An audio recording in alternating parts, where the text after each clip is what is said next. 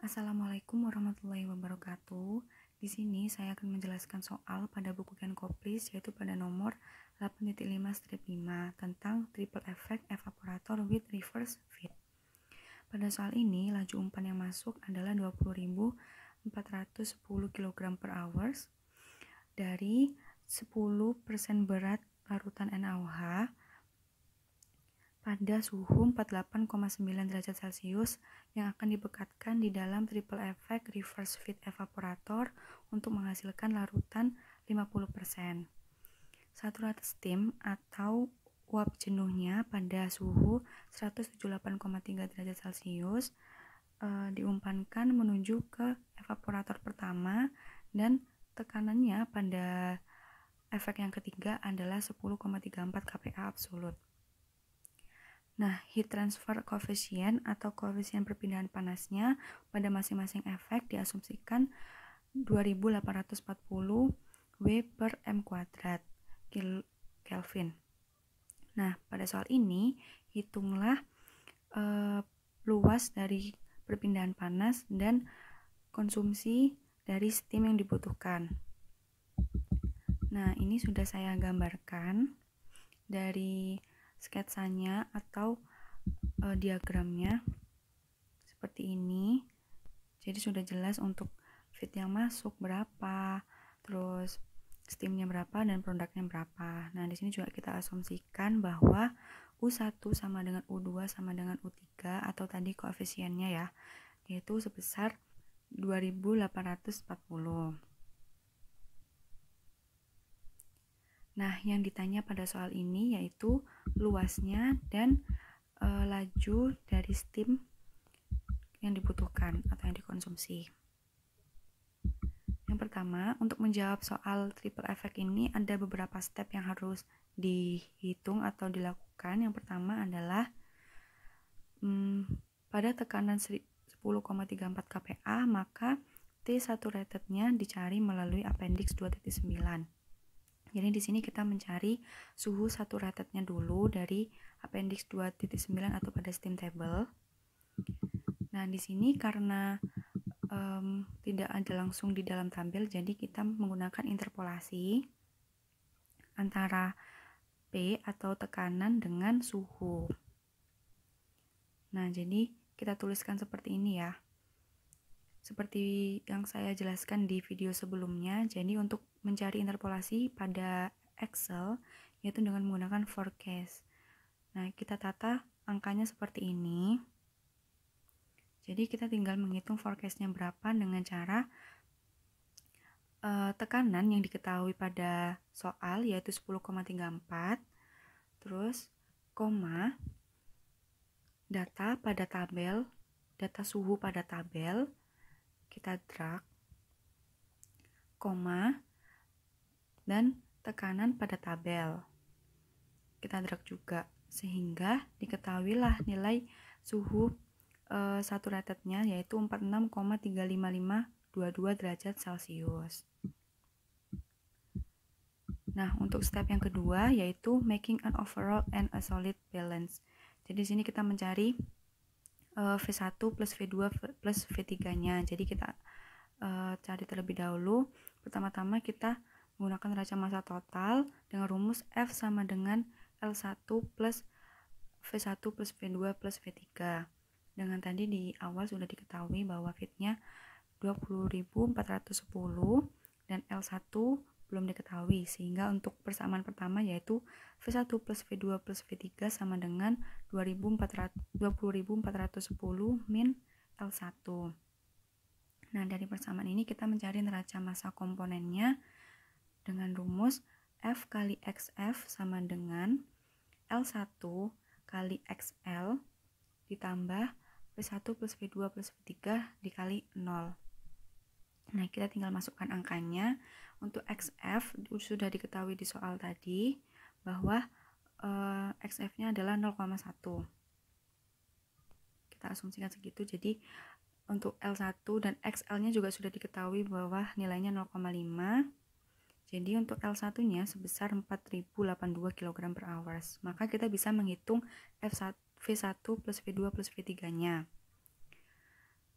tinggal kita masukkan ke persamaan yang pertama, sehingga hasilnya adalah 16.328 kg per hours. Nah, karena ini ditambah, jadi untuk menghitung masing-masing V-nya, yaitu total, yaitu 16.328 dibagi 3, yaitu menghasilkan 5.442,6667 kg per hours. Jadi kita asumsikan V1 sama dengan V2 sama dengan V3 atau sama dengan V.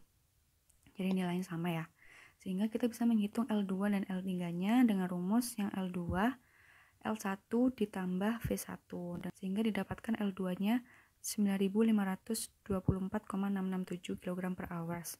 Nah, untuk L3-nya dengan rumus L2 plus V2. Tinggal kita masukkan juga angkanya. Untuk L2-nya kita dapatkan dari persamaan yang atas tadi, dari perhitungan di atas, ditambah V2. V2-nya nilainya sama juga. Jadi L3-nya didapatkan nilai 14.967,33 kg per hours. Nah, selanjutnya kita mencari making solid balance on effect 1, 2, and 3 and solving for X. Jadi kita mencari X-nya, nilai-nilai X-nya. Tadi X1 ini sudah diketahui ya. Jadi untuk mencari ini, rumusnya adalah L2 kali X2 sama dengan L1 kali X1. Kita masukkan angkanya karena tadi sudah diketahui semua. Jadi untuk X2-nya ketemu nilainya 0,21429. Nah, selanjutnya kita mencari X3 dengan rumus L3 kali X3 sama dengan L2 kali X2. Sehingga didapatkan nilai X3-nya sebesar 0,13636. Untuk nilainya tadi sudah tinggal dimasukkan ya. Nah, untuk yang ketiga, yaitu kita mencari XF-nya, karena tadi itu hanya kita asumsikan ya 0,1 itu. Jadi untuk mencari XF-nya adalah F kali XF sama dengan L3 kali X3, sehingga didapatkan nilai XF-nya adalah 0,1.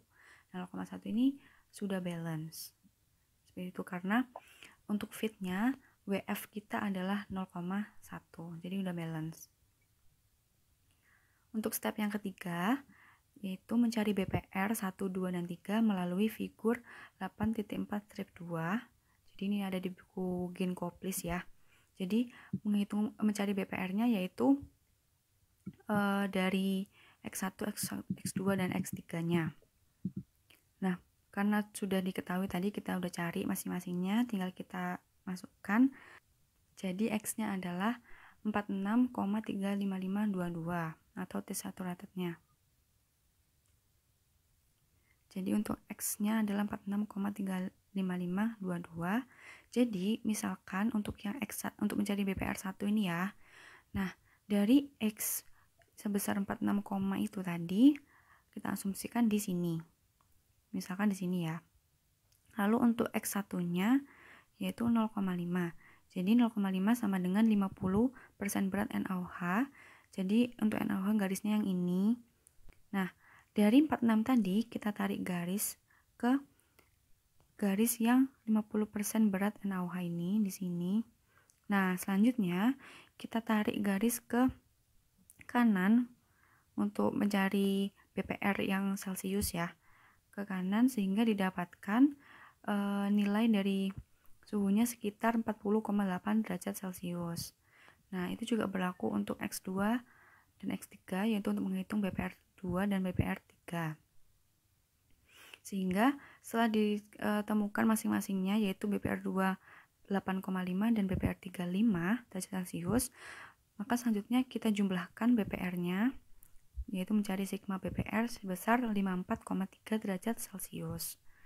Selanjutnya kita mencari delta sigma delta T sama dengan rumus TS1 min TS2 min sigma BPR. Nah, untuk TS1 sudah diketahui di dalam soal, yaitu sebesar 178,3, dan untuk TS2-nya yaitu dari T1 rated yang sudah kita cari melalui steam table, yaitu 46,35522.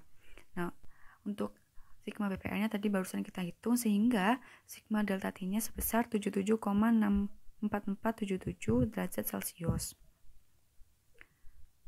Selanjutnya kita mencari delta T1.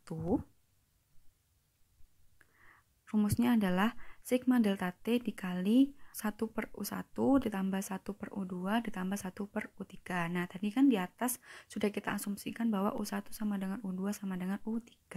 Jadi nilainya akan sama semua. Karena tadi U1-nya atau nilai U-nya adalah 2840. Jadi tinggal kita perkan biasa. Berarti 1 per 2840 didapatkan 0,003 ini. Jadi tinggal kita masukkan angkanya. Untuk sigma delta T sudah kita hitung juga, sehingga hasilnya untuk delta T1 adalah 25,881 derajat Celcius. Nah, karena tadi nilai U-nya sama, yaitu U1 sama dengan U2 sama dengan U3, maka untuk nilai delta T1 sama dengan delta T2 sama dengan delta T3, yaitu sebesar 25,88159 derajat Celcius. Selanjutnya, karena efek 2 atau T2 itu jauh lebih kecil daripada suhu operasi pada efek 1 atau T1, maka suhu umpan dinaikkan dari T2 menuju ke T1. Nah, jadi tadi kan kita sudah mencari delta T masing-masing ya, karena sama nilainya, jadi 25,9 ini kita naikkan sesuai ke T1. Jadi untuk yang delta T1 menjadi 30 derajat Celcius, delta T2 menjadi 25,9 derajat Celcius, dan delta T3 menjadi 21,8 derajat Celcius. Nah, kita bisa mencari sigma delta T-nya sebesar 77,7 derajat Celcius. Tinggal kita jumlahkan saja. Selanjutnya, kita mencari actual boiling point-nya. Dengan rumus T1 sama dengan TS1 min delta T1. Untuk TS1-nya tadi sudah diketahui di soal ya. Jadi TS1 itu adalah yang ada di soal, yaitu 178,3. Dan untuk delta T1-nya adalah delta T1 yang baru, yang sudah kita naikkan tadi, yaitu 30, sehingga didapatkan T1-nya 148,3 derajat Celcius. Nah, untuk yang T2 rumusnya T1 dikurangi BPR1 dikurangi delta T2. Untuk T1-nya tadi sudah kita hitung di atas, yang ini 148,3 dikurangi BPR1, jadi juga sudah kita cari melalui figur 8.4 strip 2. Nah, untuk delta T2 juga kita menggunakan delta T2 yang baru yang sudah kita naikkan, sehingga T2-nya 81,6 derajat Celcius. Selanjutnya, untuk mencari TS2, yaitu dengan rumus T1 min BPR1, tinggal kita masukkan angkanya sehingga didapatkan TS2 sebesar 107,5 derajat Celcius. Nah, untuk mencari T3, dengan rumus T2 min BPR2 min delta T3 didapatkan nilainya 51,3 derajat Celcius. Nah, untuk yang TS3 juga hampir sama rumusnya kayak yang atas tadi, yaitu T2 min BPR2 didapatkan hasilnya 73,1 derajat Celcius. Untuk TS4 sama, tinggal mengganti angkanya aja ya. Untuk T3 min BPR3, sehingga didapatkan TS4 sebesar 46,3 derajat Celcius. Nah, ini merupakan suhu kondensat vapor pada efek ketiga atau pada kondenser ya. Nah, di sini tinggal kita tulis untuk efek 1 TS1-nya sekian dan T1-nya sekian. Untuk efek 2 TS2 dan T2-nya sekian. Efek 3 juga TS3 dan T3-nya sekian. Nah, untuk TS4 ini akan masuk ke kondenser. Dan nilai TS4-nya juga sudah diketahui, sudah kita hitung. Untuk step selanjutnya mencari entalpi feed dari figur 8.4 strip 3. Jadi mencari entalpi feed-nya yaitu yang kita butuhkan dari XF, X1, X2, dan X3. Untuk XF-nya sudah kita cari tadi 0,1 dengan TF 48,9, atau kita ganti menuju ke Fahrenheit. Jadi sehingga untuk nilai HF-nya bisa kita cari yaitu 180,265 kJ per kilogram. Jadi caranya untuk XF-nya ini 0,1 kan, jadi sekitar di sini. Nah, terus untuk TF-nya tergantung mau pakai yang derajat Celcius atau pakai derajat Fahrenheit, kita sesuaikan saja. Nah, untuk mencari entalpinya, kita juga sesuaikan dengan satuannya juga, karena di sini kita maunya nyari yang kilojoule per kilogram. Jadi, setelah kita dari bawah ini kita naikkan ke atas sesuai dengan suhunya, kita tarik ke kanan untuk mencari entalpi dengan satuan kilojoule per kilogram. Itu juga berlaku untuk yang X1 dan X2 dan X3 sama, sehingga HL1, HL2, HL3 bisa dihitung. Nah, untuk itu sudah didapatkan hasilnya untuk HL1 703 kJ per kilogram, HL2 300 kJ per kilogram, dan HL3 184 kJ per kilogram. Nah, selanjutnya kita mencari HS1 pada steam table 2.9. Nah, HS1 ini adalah entalpi pada vapor, pada keadaan vapor. Nah, untuk mencarinya yaitu dari TS1 tadi sudah kita ketahui 178,3 derajat Celcius. Nah, untuk mencari HS1-nya kita menggunakan interpolasi seperti biasa antara suhu dan entalpi ya. Sehingga dapatkan nilai HS1-nya sebesar 2776,636 kJ per kilogram. Sama untuk mencari HS2 juga melalui TS2 107,5 derajat Celcius menggunakan interpolasi, sehingga didapatkan HS2 sebesar 2687,65 kJ per kilogram. Untuk HS3 juga sama dengan TS3 yaitu 73,1 derajat Celcius, sehingga didapatkan HS3-nya 2632,07 kJ per kilogram. Ini juga melalui steam tabel ya. Nah, untuk HS4-nya juga sama melalui TS4 sebesar 46,3 derajat Celcius, sehingga didapatkan nilai HS-nya melalui interpolasi yaitu 2585,514 kJ per kilogram. Nah, selanjutnya kita mencari H1, H2, dan H3 dengan rumus seperti ini. Jadi untuk H1, HS2 plus 1,88 kali BPR1. Tinggal kita masukkan angkanya yang sudah kita hitung, sehingga didapatkan H1-nya sebesar 2764,354 kJ per kilogram. Untuk H2 sama, tinggal kita ubah aja rumusnya di HS-nya ini menjadi HS3 dan BPR-nya menjadi BPR2. Sehingga didapatkan H2-nya 2648,05 kJ per kilogram. Untuk H3-nya, HS-nya menjadi HS4 dan BPR-nya BPR3, sehingga didapatkan H3-nya sebesar 2594,914 kJ per kilogram. Nah, selanjutnya kita mencari liquid entalpinya. Bedanya apa sih sama yang atas? Karena yang atas tadi sudah saya jelaskan bahwa yang atas ini entalpi vapornya, sedangkan yang ini adalah entalpi dalam bentuk cairnya. Jadi kalau di steam tabel untuk yang vapor yang ini dan untuk yang liquid yang ini. Jadi caranya hampir sama, cuman untuk entalpinya kita menggunakan entalpi yang liquid. Jadi untuk mencari HS1 dari TS2 107,5 sehingga didapatkan HS1-nya 450,725 kJ per kilogram.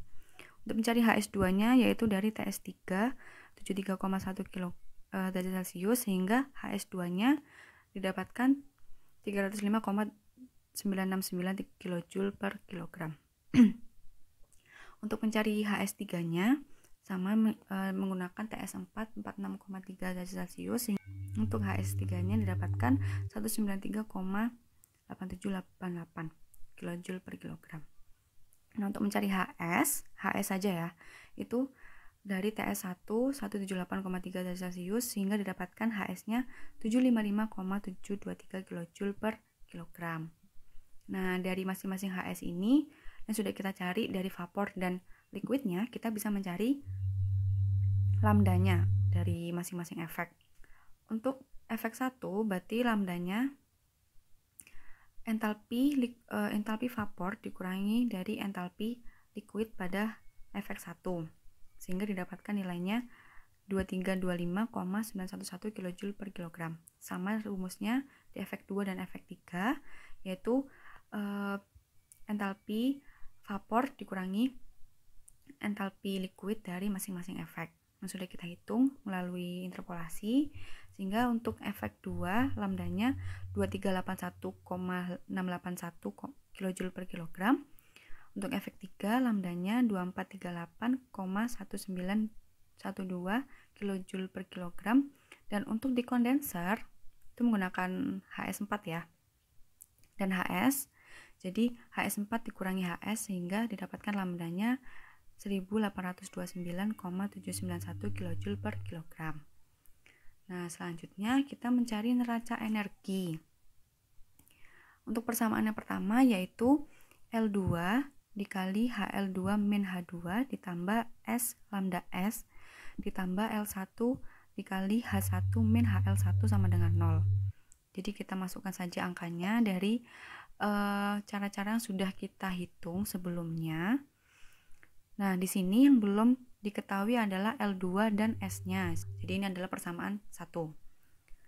Untuk yang kedua, kita mencarinya dengan L3 kali HL3 min H3 ditambah L2 dikali H2 min HL2 ditambah lambda 2 dikurangi L1 lambda 2 sama dengan 0. Nah, ini yang belum diketahui adalah nilai L3 dan L2-nya. Sehingga tetap ditulis seperti ini dan masuk menjadi persamaan kedua. Nah, untuk persamaan yang ketiga berarti dari rumus F kali HF min H3 ditambah L3 kali H3 min HL3 plus lambda 3 ditambah L2 lambda 3 sama dengan 0. Nah, ini sudah tinggal kita masukkan angkanya. Yang belum diketahui adalah L2 dan L3-nya. Nah, untuk persamaan yang kedua, kita sederhanakan penulisannya sehingga didapatkan L2 sama dengan L3 kali 2410,914 ditambah 97722,021,84 dibagi 4729,731 untuk persamaan 2. Nah, untuk persamaan 3 juga kita sederhanakan. Jadinya seperti ini. Nah, dari persamaan 2 dan persamaan 3 ini kita substitusikan sehingga didapatkan kita substitusikan seperti ini ya, dan disederhanakan yang paling sederhana sehingga didapatkan L3-nya sebesar 7267,18597 kilogram per hours. Sehingga untuk L2-nya bisa kita hitung melalui persamaan 3 tadi yang sudah kita sederhanakan sehingga didapatkan nilai L2-nya sebesar 5759,85 kg per hours. Untuk nilai S-nya juga sama, sudah kita bisa hitung melalui persamaan pertama. Ini kan ada S-nya ya. Nah, ini untuk L2-nya juga sudah diketahui, jadi tinggal kita masukkan saja. Sehingga S-nya bisa didapatkan nilainya 2793,66 kg per hours. Nah, selanjutnya untuk mencari V1, V2, dan V3. Nah, di awal tadi kan kita sudah asumsikan ya untuk nilai V masing-masingnya. Nah, di sini kita hitung berapa sih nilai V-nya menurut rumus. Dengan rumus V1 sama dengan L2 min L1. Nah, sehingga didapatkan V1-nya 1677,8587 kg per hours. Untuk V2 sama, tinggal kita ganti angkanya aja jadi L3 min L2 sehingga didapatkan nilainya 1507,32 kg per hours. Dan untuk V3-nya adalah V yang sudah kita hitung di awal yang kita asumsikan sama dikurangi V1 dikurangi V2. Jadi kalau rumus umumnya adalah V dikurangi V1 dikurangi V2. Untuk V-nya tadi kan kita asumsikan sama ya. Sehingga didapatkan V3-nya 2257,48 kg per hours. Nah, selanjutnya kita mencari luas A pada masing-masing efek. Untuk luasan yang pertama yaitu A1 dengan rumus S kali delta kali lambda S per U1 kali delta T1. Ini untuk angka-angkanya sudah kita cari di atas, dan ini jangan lupa untuk di convert karena di sini satuannya adalah M kuadrat. Jadi kita sesuaikan satuannya sehingga A1-nya sama dengan 16,66 M kuadrat. Nah, untuk yang di efek 2 berarti luasnya dengan rumus V1 kali lambda S per U2 delta T2. Sehingga didapatkan nilainya 11,59 M kuadrat. Dan untuk A3 rumusnya juga hampir sama dengan yang pertama, jadi V2 lambda S per U3 delta T 3, sehingga didapatkan nilainya 12,37 M kuadrat. Jadi untuk AM-nya ini adalah rata-rata dari masing-masing efeknya, luasan dari masing-masing efeknya. Jadi A1 tambah A2 tambah A3 per 3, sehingga didapatkan nilainya 13,54 M kuadrat. Nah, dan untuk steam recovery-nya didapatkan dari V1 ditambah V2 ditambah V3 dibagi 3, sehingga didapatkan steam recovery-nya adalah 1814,22 kg per hours. Sekian penjelasan dari saya, semoga dapat dimengerti. Mohon maaf jika ada kesalahan. Terima kasih. Wassalamualaikum warahmatullahi wabarakatuh.